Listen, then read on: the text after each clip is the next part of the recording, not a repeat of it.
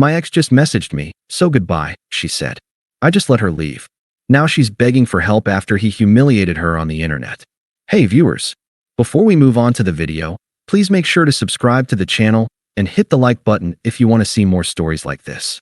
Thanks. I was so comfortable. That's probably the most dangerous word in the English language. I was a few years into a stable, quiet life with a woman I thought was my partner in everything. Jessica and I had been together for 4 years. We'd moved in together, splitting rent on a small apartment, the kind of place where the only drama was who was going to take out the recycling. I was a graphic designer, working from home mostly. She was a digital artist, trying to break into the freelance world. My income was steady. Hers was a roller coaster. I never minded. I was happy to be the anchor. I remembered one specific morning when she had a big gallery showing. She had a panic attack in the bathroom, a nervous wreck. I sat on the floor with her, holding her hand while she hyperventilated, talking her through it. She calmed down, went to the event, and sold 2 pieces that night. Later, she cried on my shoulder, telling me she didn't know what she would do without me. I believed her. We had our routines. Saturdays were for grabbing coffee and going to the farmer's market. Sundays were for watching movies and ordering a pizza. It was simple, and for me, it was everything. I wasn't a flashy guy. I didn't need to go on exotic vacations or post every meal on social media. I was perfectly content with what we had built. I thought she was, too. Then the silence started. Not an angry silence, but a distant one. She'd be on her phone late at night, a little half-smile on her face. I'd ask her who she was talking to. Just a friend from art school, she'd say, a little too quickly. I didn't pry. I trusted her. Why wouldn't I? I was the guy who sat on a cold tile floor with her, holding her hand until she could breathe again. I was her anchor. A week later, I was making dinner, and she walked in from her studio. She was wearing a dress I hadn't seen before. Her hair was done perfectly, and she had a handbag she never used. The air in the room just changed. It went from warm and familiar to something cold and strange. "Mark," she said. Her voice was flat, devoid of any emotion. She hugged herself, her eyes darting around the room, avoiding mine. I put down the spatula. "Hey, you heading out?" She nodded. "I am, and I won't be back." I frowned, a knot forming in my stomach. "What are you talking about?" She scoffed, a little laugh that was full of disrespect. "You didn't do anything wrong. That's the problem. You're too safe, too predictable. I need to be with someone who gets me, who understands the life I want." My hands were shaking. I could feel the heat leaving my face. "Who understands what life? What are you talking about, Jessica?" She pulled out her phone and held it up, showing me a single text message on the screen. It was from a contact named Leo, and the message was a single sentence. "Just landed. Ready for our adventure." She put the phone back in her purse, a smug smile on her face. Her eyes held a kind of triumphant gleam I'd never seen before, like she had just won a prize. "My ex just messaged me, so goodbye," she said. The words hung in the air, blunt and cruel. She didn't offer an explanation, didn't apologize, and didn't even look sad. She simply stated a fact, as if she were telling me what the weather was. "I'm going to go. I'll get the rest of my stuff later," she added, already turning toward the door. I was paralyzed. I wanted to scream, to beg, to know who this Leo was. But my throat was dry. All I could manage to say was, "Okay." She didn't even flinch. She just opened the door and walked out of our apartment and out of my life. I stood there for a long time. "Okay." That's all I said. 2 syllables that felt like the end of the world. It was a bizarre, almost out-of-body experience. Part of me wanted to run after her, to grab her, and force her to explain. The other part of me, the part that was now completely hollowed out, knew it was pointless. Her face, that smug, dismissive look, had already told me everything I needed to know. She wasn't asking for my understanding.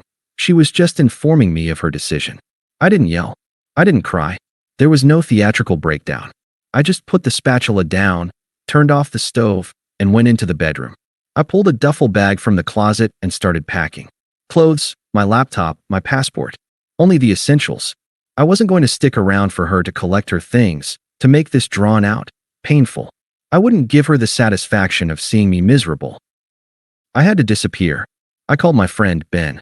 He and his wife, Natalie, were incredibly supportive without being pushy. They gave me space and let me just exist.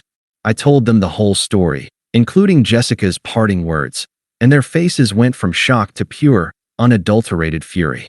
That's so messed up, Mark. She's a monster, Natalie said, shaking her head. But they didn't push me to talk more. They just let me be.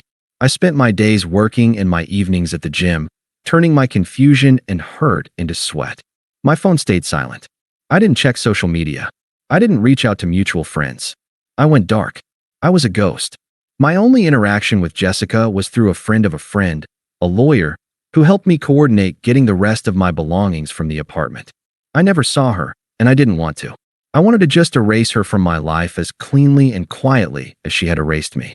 I moved into a small, temporary studio apartment a few weeks later. It was sterile, with none of the personality of our old place, but that was a good thing. It was a clean slate. I started taking long walks, listening to podcasts, and sketching again, something I hadn't done since before Jessica. I was rediscovering myself, the parts of me that had been buried under the comfort and routine of our life together. I stopped thinking about why she left and started thinking about what I wanted next. I was rebuilding, brick by brick. I was no longer the guy who sat on the floor, holding her hand. I was becoming the guy who stood up on his own. I was in my new, sterile apartment, sketching out a logo for a client when I first heard a whisper of it. My friend Natalie called me one evening, her voice a mix of disgust and fascination. "Mark, you have to see this," she said, her voice low. "Don't look her up. I'll just tell you what I saw. It's on that video app, the one with the short clips." I knew immediately she was talking about Leo. He was an influencer with a few 100,000 followers. He was a caricature of a travel photographer with a perfectly curated feed of him in exotic locations, always with a new, beautiful woman in tow. I had felt a pang of inadequacy then, looking at his life of adventure and spontaneity, a life that felt a million miles away from my quiet apartment and predictable routines. I thought about how she must have seen our life as boring compared to his. "He's been posting videos with her," Natalie continued. "All these stupid prank videos. He's always mocking her. The first one she told me about was a video of him making fun of her art. He was holding up one of her paintings and laughing. 'Look at this,' he said to the camera. 'My girlfriend spent 3 weeks on this. 3 weeks to make a bunch of squiggles and call it a masterpiece.' The comments section was full of people laughing and calling it terrible. Another video was titled, 'Exposing My Girl's First World Problems.' Natalie told me it was a compilation of him filming her without her knowledge. One clip showed Jessica crying, visibly upset about something, and Leo was just laughing at her from behind the camera. 'Can't handle the heat, babe,' he said, his voice dripping with condescension. But the final video was the one that broke her. The video was titled, 'I Told Her I'm Back with My Ex,' and it was a prank. He filmed her reaction in close-up as he told her he was breaking up with her to go back to his ex. Jessica, completely unraveled on camera. She was crying, screaming, and sobbing, begging him not to leave. He just kept the camera rolling, a cold smile on his face. He said it was hilarious content. The video went viral, but not in the way he intended. The backlash was brutal. People in the comment section were vicious. They called him a monster and a narcissist. But they were just as cruel to Jessica, calling her pathetic and saying she got what she deserved for putting up with him. Her friends from his social circle, the people she ditched me for, all disappeared. They couldn't be associated with the backlash. The video got so much negative attention that he ended up deleting it. But it was too late. Someone had already re-uploaded it on another platform. I felt a strange mix of emotions. I wasn't happy about it, not really. It was more a quiet, cold sense of cosmic justice. She had left me for a life she thought was more exciting, only to find herself a humiliated punchline in a stranger's joke. She had chosen a man who would exploit her deepest vulnerability for a few likes, while I had been the one to sit on a cold floor and hold her hand when she was a nervous wreck. The irony wasn't lost on me. I hung up with Natalie and sat in the quiet of my apartment, in the life I had rebuilt on my own terms. The phone I hadn't checked in months was buzzing. I picked it up and saw the first of many texts from a number I didn't recognize. I didn't open it. I knew who it was, and I knew what she was going to say. I just stared at the screen for a moment, and then I put the phone on silent and back in my drawer. I had moved on. Her chaos was no longer my problem. The texts started as soon as the video about her came out. They came from her best friend, from her mom, all people I had gone out of my way to avoid for months. I never replied. I had nothing to say. I'd come too far from that person who was a victim of her whims. I was building a new life, and I wasn't going to let her or her drama contaminate it. Her messages started politely. "Hey, how have you been?" Then they got more pleading. "Mark, I really miss you. I know I made a huge mistake. I'm so sorry." Then they turned angry. "Why are you ignoring me, Mark? Don't you care at all? You're being so cruel." Her mom even sent me a text saying, "Mark, Jessica is really hurting. She needs a friend right now. Please just talk to her. This isn't like you." The last message I got from her was a long, unhinged rant about how Leo was a monster and how she couldn't believe she let herself be so stupid. It was a classic pity party, a plea for me to be her savior again. I didn't reply. A few days later, I was on my way home from the gym when I saw her. She was sitting on the steps to my apartment building. She was a wreck. Her hair was messy, her eyes were bloodshot, and she was wearing the same sweatshirt I'd seen her in for years. The woman who had walked out of my life with a smug look on her face was gone, replaced by a hollow-eyed stranger. She saw me and stood up. "Mark. Oh my God, thank you. I've been waiting for hours. I tried calling you, texting you." Her voice trailed off, desperate. I didn't let her get close. I stopped at the bottom of the steps. The air was cool and crisp, but her presence made it feel heavy and suffocating. "What do you want, Jessica?" I said, my voice flat. She wrung her hands. "I'm so sorry, Mark. I was so stupid. I got caught up. Leo, he's a narcissist. He just used me for content. You were right about everything." "I was right about nothing," I said, a faint, humorless smile on my face. "I didn't warn you about anything. You made your choice. But I know that now. I just want to go back. I miss our life. I miss you. You were the only one who ever truly cared about me." Tears welled up in her eyes. "Can we just go inside and talk about it? Please." I shook my head. "No, there's nothing to talk about." "But why not?" "I made a mistake," she pleaded, her voice rising. "People make mistakes."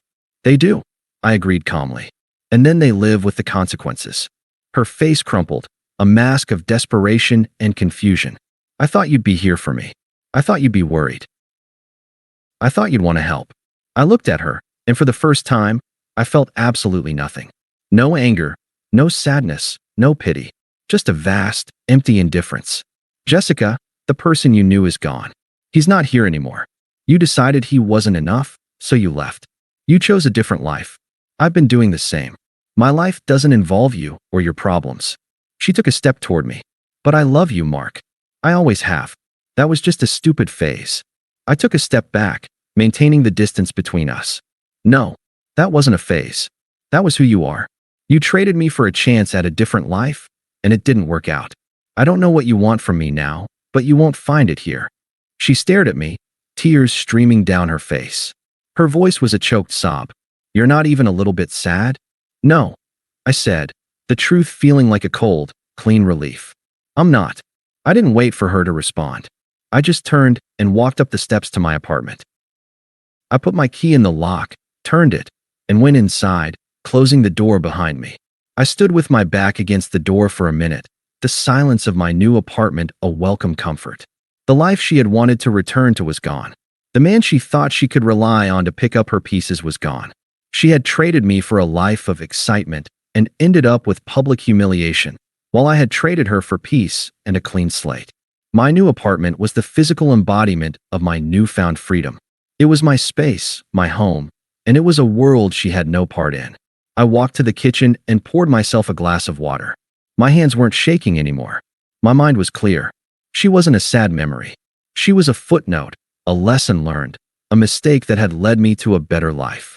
I wasn't the man who would sit on the floor and hold her hand while she hyperventilated. I was the man who was rebuilding himself on his own terms. I took a sip of the cool water and looked out the window. The city lights twinkled in the distance, a world full of new opportunities. I had no idea what the future held, but for the first time in a long time, I was excited to find out. My phone buzzed in my pocket.